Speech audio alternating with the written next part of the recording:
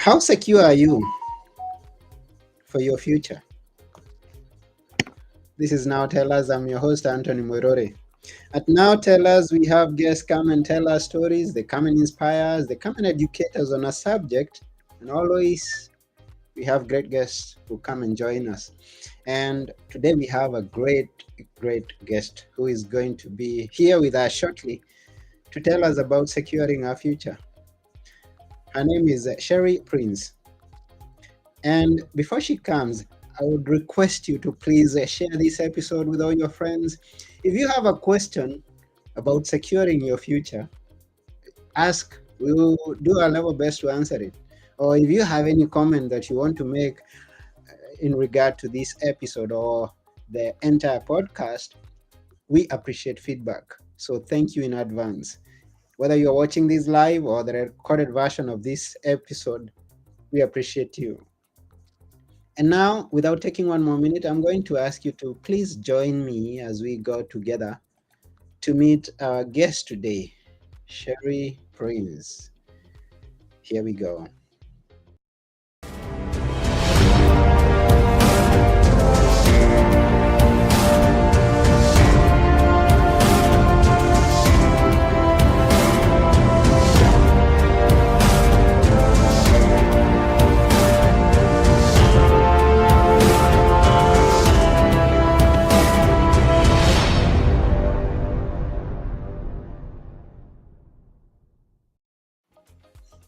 Hi, Sherry. Good morning, Anthony. Good morning. Welcome to Now Tell Us. Well, look, thank you so much for having me on. Yeah, where in the world are you? Just curious always. I am hailing from the beautiful metropolis of Flowood, Mississippi. Wow, that's beautiful. And how's the weather there? Is it shining bright? Is it cold? It's just like I like it. It's about 80 plus degrees, which is not Mhm. too hot and not too cold. So I really enjoy this time of the year. That's the best time. Either when it's fall or whether it's spring, that's my best time also. When it's just there in the middle. And I think So you're in Greece, correct? yeah, I'm in Greece and we also have fall and summer. It's in the evening now, but I said good morning anyway. It's good evening for me. Yes, look, it's morning time here. Yeah, it's evening. It's just about going to 6 shortly. And this is the part of technology we can connect from all over the world and talk about things that we are in common, or even find out things that we may not be having in common to get educated, to get insights from different parts of the world. Well, yes, and definitely, I love to talk about asset protection. And that's Um, good. yeah, our topic today is securing your assets, and we're just giving tips for entrepreneurs. That's beautiful, and we would love to hear that. And taking into consideration that we are in different parts of the world, I believe that whatever it is that we are going to talk about here is going to be common to every part of the world. Or otherwise, because I have so many people who are listening from the States, you can just share the details from the States. But before we go deeper into that, let's know who exactly is Sherry. Okay, well, you know what? It's going to depend on who you ask. Oh. Um, started out as a country girl from Louisville, Mississippi, by way of Durant, Mississippi, Mm, and I grew up for part of my life on a farm. I did not always value estate planning and asset protection. It wasn't until my grandparents died without a will or a trust, and my family had to make some tough decisions about what to do with their 150-acre plus farm. mm, Um, I had had a full career as a real estate agent and a mortgage broker. And I guess around 30, I decided to go to law school. So if you ask, who am I? You're going to get some people that'll say I'm that country girl from Louisville, or I may be that real estate agent, or that attorney and asset protection coach. Well, I'll answer to all of those. But today, I'm educating people about how to protect your assets, no matter how small they are. So hopefully I can bring some value to your platform today. yeah, and we appreciate you coming here and educating us on that. Now, how bad was it in that case where you that the case that you just told us about that drove you into this interest of this? Well, I don't know if your family is like mine, but everyone does not always agree. Mm, Um, and that instance really drove rift in our family. We had to make some decisions about dividing the property. There was money from a lawsuit that needed to be divided, and then just the future use of the property.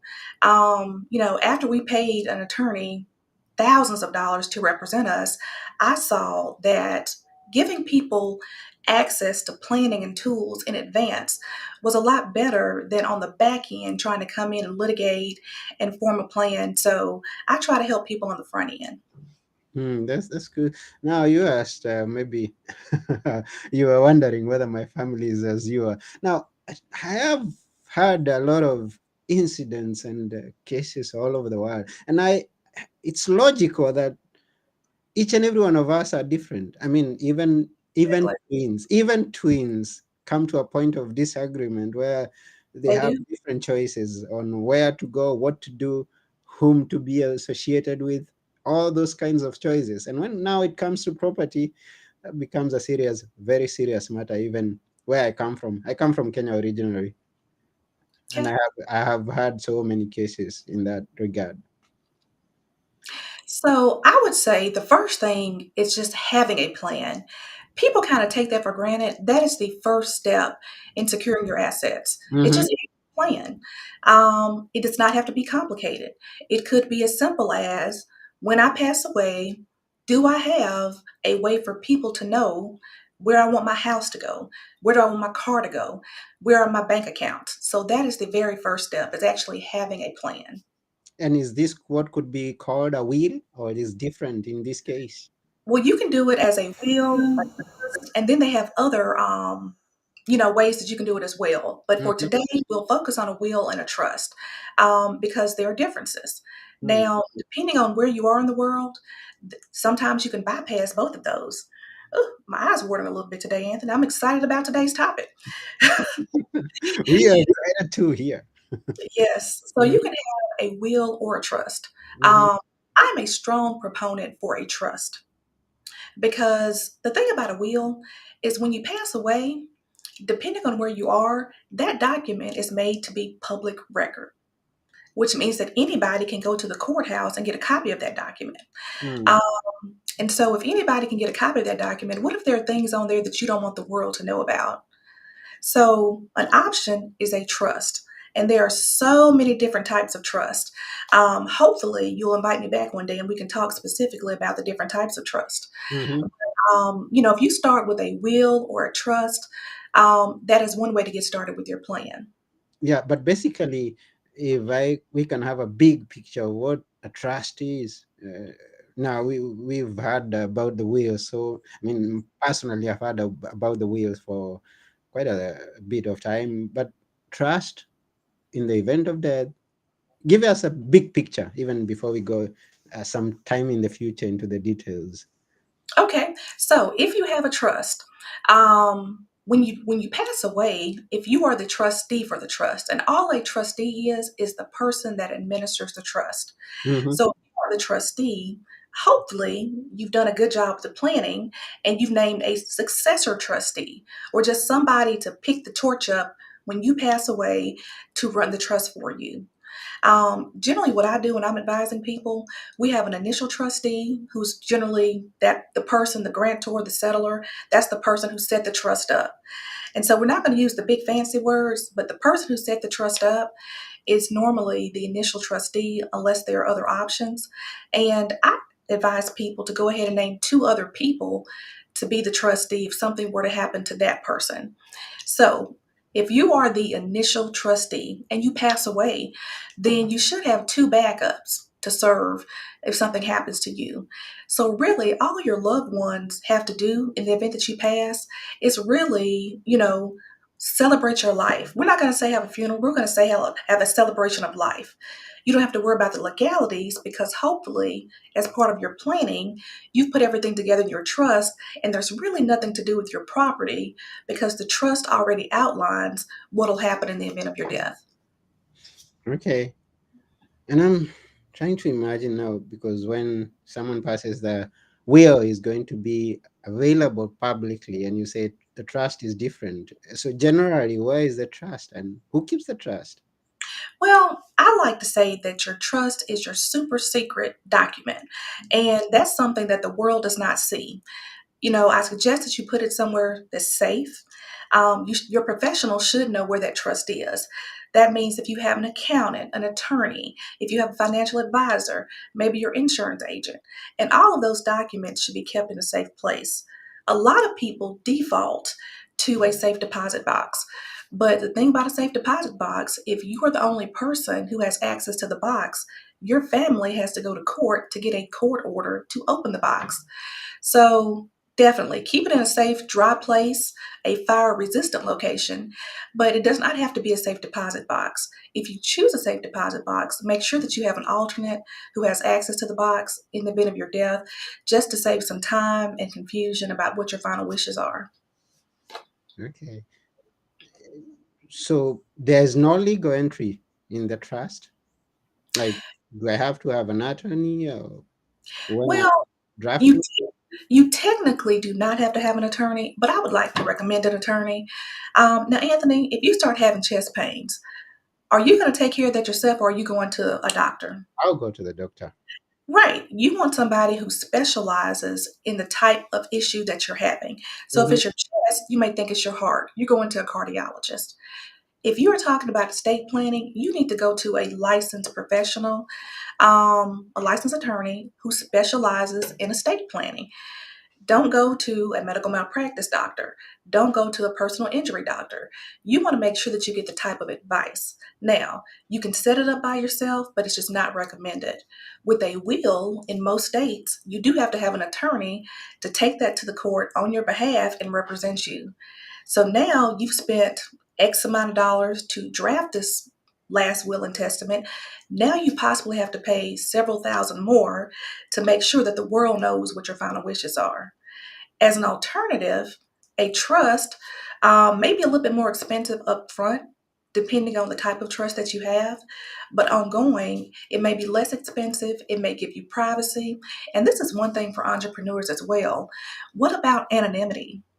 You know, you may have interest in a business or property, and you may not want the world to know that it's you individually. So, Hmm. trusts are also a very good option for anonymity. Okay. I think I'm trying to understand it. And yeah, so maybe you can go through the steps of how it all comes, and give us the more tips that you can share with us about doing this. Well, let me do this because I find this works a lot better. Can I give you some of my horror stories? Because Huh? when I tell, no, seriously, when I tell people about all the crazy stuff that I encounter in my practice, it's like, wow, I didn't think of that. Okay. And I'm not going to call it horror stories, but the different types of scenarios that I've Hmm. seen play out since I've been working with this practice. One is if you are a blended family, there is really an extra level of care and support that you need to attach to your planning if you are a blended family. So, say for instance, you have two adults that have adult children, a husband and wife with adult children, and they marry. They may or may not have children together. Well, one thing that I do, I encourage people once a year, just like you have your annual medical visit, do an annual visit with your attorney to look over your trust. Because you know what happens in a year? People die. Hmm. People, you get grandkids.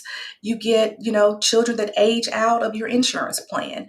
There are a lot of things that happen in a year. So, especially if you are a blended family. I had one couple come to me and I did their initial estate plan. They both had been in previous marriages. He had been married 3 times. She had been married twice. So she is his fourth wife. She is his third husband. Mm. They both, well, she found out when he passed away that he still had insurance in wife number one's name. And one thing to consider is that if you're married for a certain period of time, there may be certain things that you are entitled to as a spouse. Mm. So when he passed away, it was a mess. We did some initial planning for them together, but there were still some things that he just had not thought about when we did our intake. So she had to divide some of what she thought would be her estate with other wives, and there were things, ex wives, and there were things that passed outside of probate, like insurance. Insurance does not. Um, it does not go through your estate. It goes outside of your estate. So there were lots of things that were jointly titled that he had just forgotten about. So these are questions that you need to ask if you are entering into a marriage with someone who's been previously married before. What Okay. What do you think? That's a tough one. Line Well, of people that are entitled to whatever it is that is going to be divided at some point. That's a tough one. another thing is with divorce on the rise, some people are opting to cohabitate without getting married. And Mm, so that's a personal decision. Well, what happens when you start buying assets together? And when I say assets, I mean cars, houses, when you start sharing bank accounts. What happens when you purchase a home and you decide you no longer want to be together? Okay, it gets kind of tricky mm-hmm, because it's not like with a divorce and there's a court order that says who keeps the house and who has to move out. It's a little bit different. And, now your credit is tied with this person's credit. mm-hmm, One thing to consider, so one person may move out and they may just stop paying the bill, but the mortgage for that property was contingent on two incomes. So now it's hurting both of your credit. mm-hmm, So those are some things to think about as well. If you decide to cohabitate and purchase assets, or even if you are in a business relationship with someone and you're using your personal name and not an entity, these are things to think about. Because if you get a judgment against you, if somebody takes you to court and they win a judgment, it's going to attach to all of your property that's in your name personally. So I would have to pay off your judgment just to sell the house that we bought together. And you're not my husband. I'm not your wife. So those are just two examples of how it's really important to kind of think these things through. Some people use prenups or postnups as part of an estate plan. And mm. people don't really think about that as an estate plan, but it definitely is part of your estate plan. Oh, okay. So, in this scenario that you describe of people who have been cohabiting and they come to that point, now, how do I, if we decide to cohabit and because we can expect anything there in the future, is here where we come together and decide this is what is going to happen in case we separate or something like that? Or what do you, how do you go about this? Well, it's always great to have a written agreement. Mm, There's nothing like a good contract. I love a good contract. So, the example that I gave you before was about purchasing a house together. mm-hmm, Um, you know, there's different types of law to consider because most states look at real estate law if you're trying to decide, who gets the house. It's going to be where the house is located, or if you're having some sort of dispute about the home. mm-hmm. But also consider if you have a lease. So, what happens if you're not trying to purchase a home, but you're cohabitating and you have a lease together? Now you both have what's called a leasehold interest. And so that is something to consider as well. So I would like to recommend to anyone getting a contract and usually dating the contract out far enough so that people don't feel like they're being rushed to sign it. One way that some people try to invalidate prenups is by saying, I didn't have enough time to think about it or to read it or to let an attorney see it. So I like to recommend a good cushiony 6 months. Whatever agreement that you're going to enter into, whether it be getting an apartment, buying a house, let the agreement be 6 months before you make the decision. Also, you may want to consider if you're talking about a lease, there's a third person or entity. Of course, there's an agreement between the two of you if things go sour, but you also have a separate agreement with the person that you're leasing from. So always consider that third person who may or may not need to be part of the agreement that you have about the asset that you're trying to protect. Okay, okay. Now, We are here and different parts of the world, and you are one who has an experience with this. How do you work with people? Do you assist people in going about this? Because even the match that we have covered here still sounds a bit challenging for someone to go about it by himself or herself. How do you work? Do you work with people all over? I do. And, it's true that it really does take a village, not just to raise children, but to do anything in life. Mm, Um, I believe that living is just part of having community. And I'm not talking about the people who live down the street. Your community can be anyone who has, similar goals. So I work with people in a couple different ways. mm-hmm, Um, I am a licensed attorney in the state of Mississippi.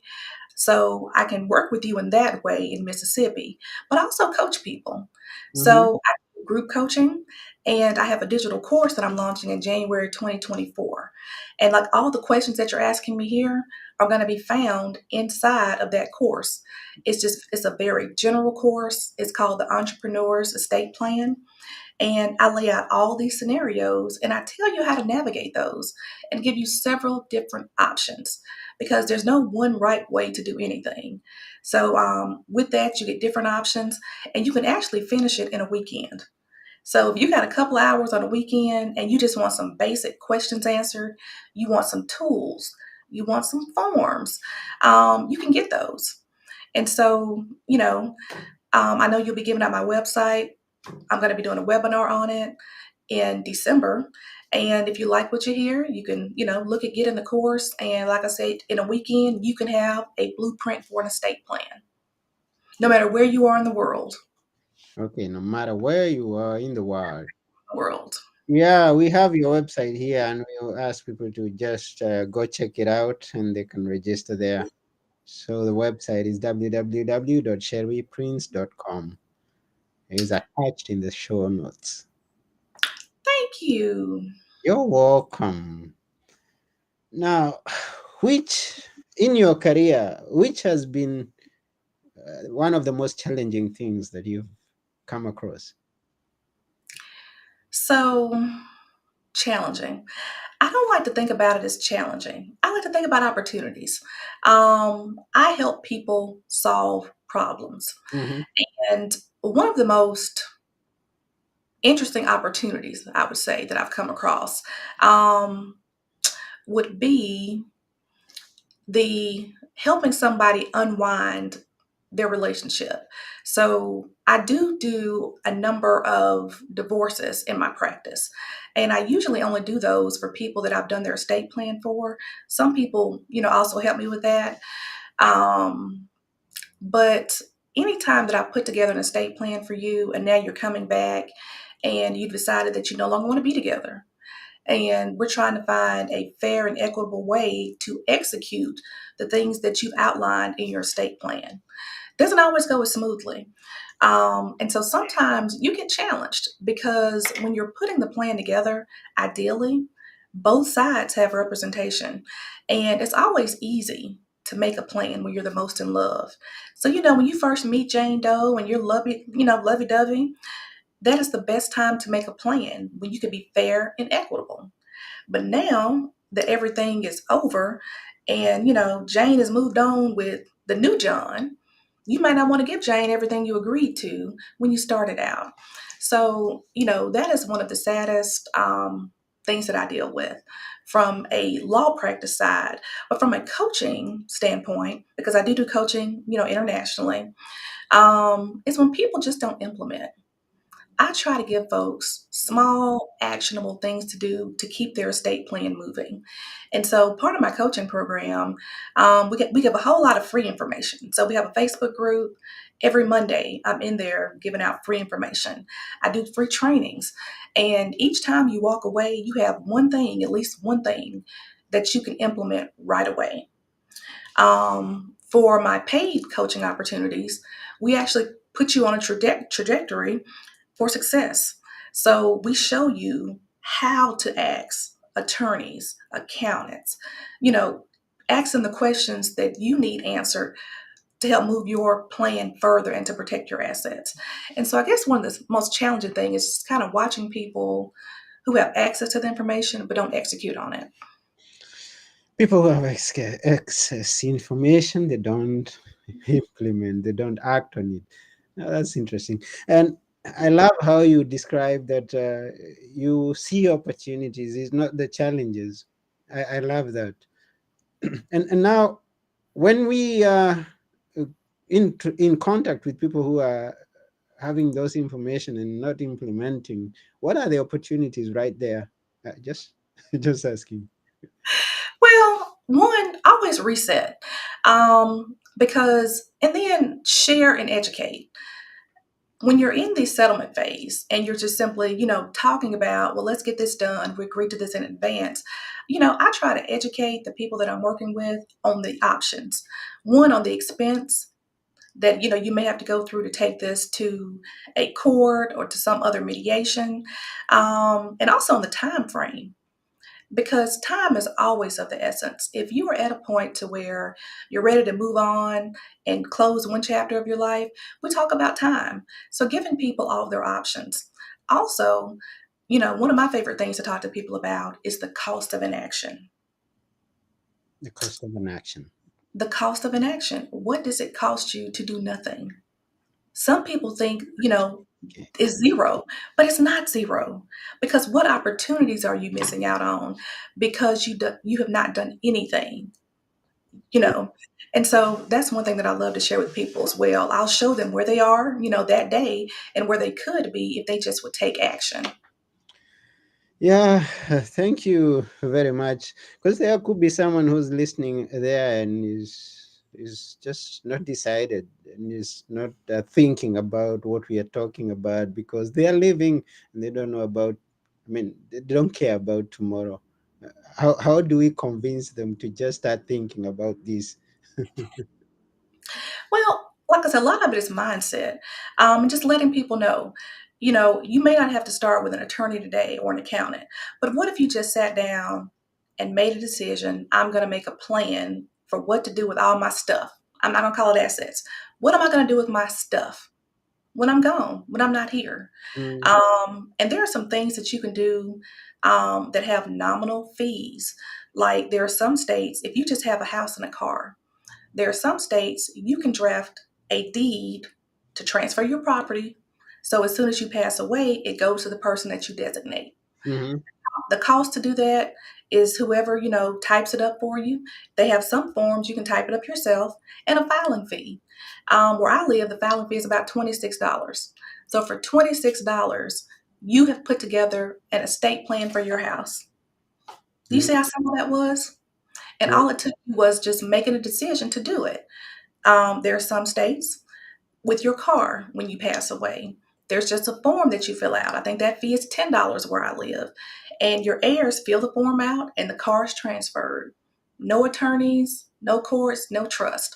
So even if you have a small amount of assets, talk with someone in your family who knows where all your stuff is. And by stuff, insurance policies, bank accounts, safe deposit boxes, and just have some sort of plan, because it really can give your family a lot of comfort when you're no longer with us. And who exactly should be doing this? I'm asking because who do you, and this is going back to the point where we are trying to convince people to just do it. Who should be doing it? Everybody. Hmm. Um, because do you realize we have 12-year-olds who are multimillionaires because of YouTube videos? It used to just be that people that were old enough to work, but everybody needs to consider this, because you have minors, people that are under 18 or 21, depending on where you live, who actually have assets. They have money. Hmm. So that needs to be considered. And now they have NIL deals, name, image, likeness. So you have college students who are getting multi-million dollar and $100,000 contracts for the use of their name, their image, or their likeness.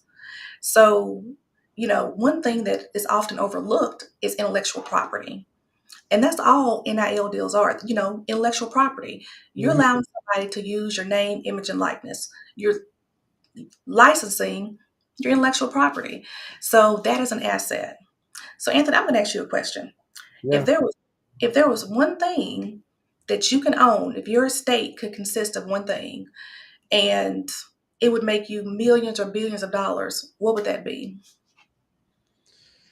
One thing that I can learn.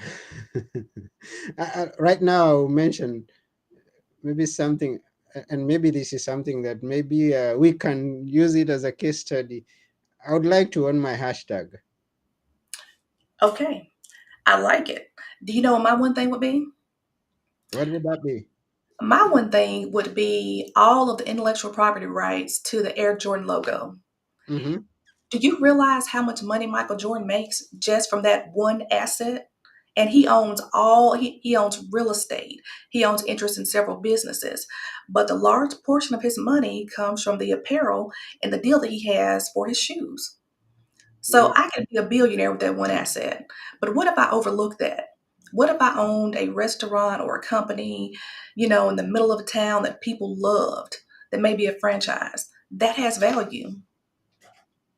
mm. That would be now you're Yeah. value. Yeah, yeah.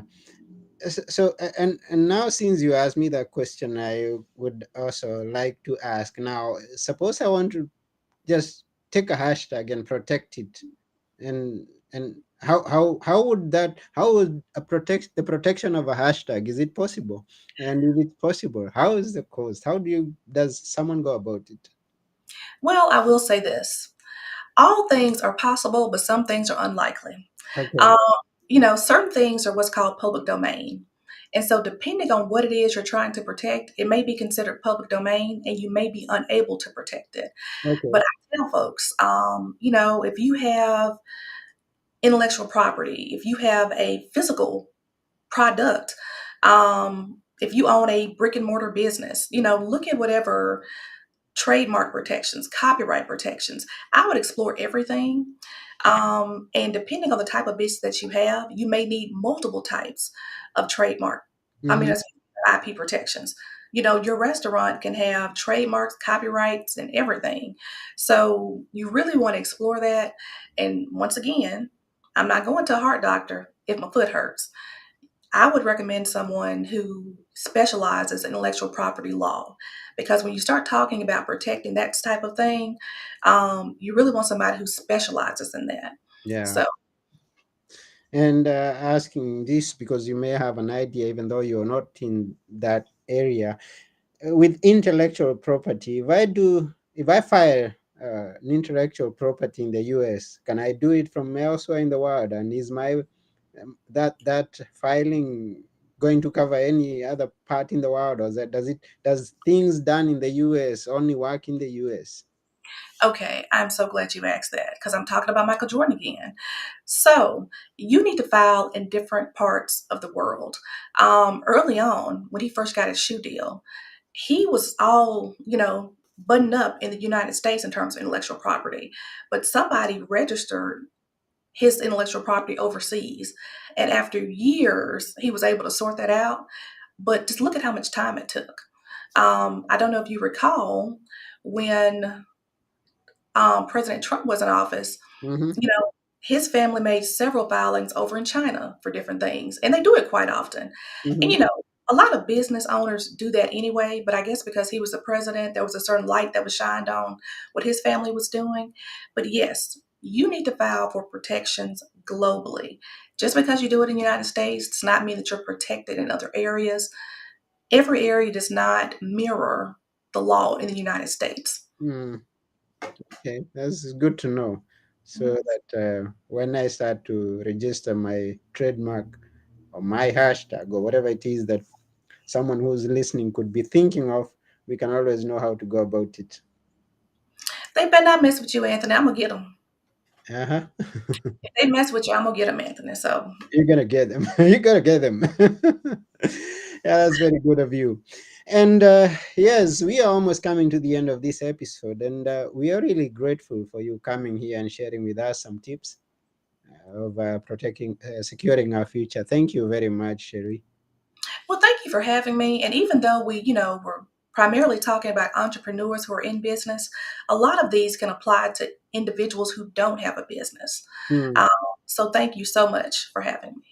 Yeah, thank you too. And we also thank all those people who have been here with us, or those who have been watching or listening, and even those who get to do so after we are through with this. We thank you for taking your time.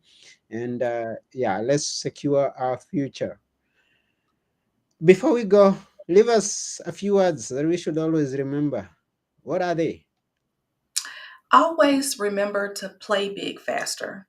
That means don't wait until tomorrow. Do it today. Take action. Yeah, take action today, play bigger, faster. So I should be thinking, start thinking of the millions and billions that my trademark could be bringing in the future and take an action now. Yeah, I mean, start today with baby steps. If you Mm. do one thing every single day to move forward, you're making progress. So start today. Okay. Yeah, this goes out there to each and every one of you. Start today with baby steps. That comes from Sherry Prince. Thank you. That's about it. Thank you, Sherry, once again. Thank you.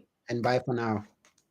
Bye for now. This has been Now Tell Us. I've been your host, Anthony Muirode, and together with our guest today, Sherry Prince, we're saying, secure your future. Bye.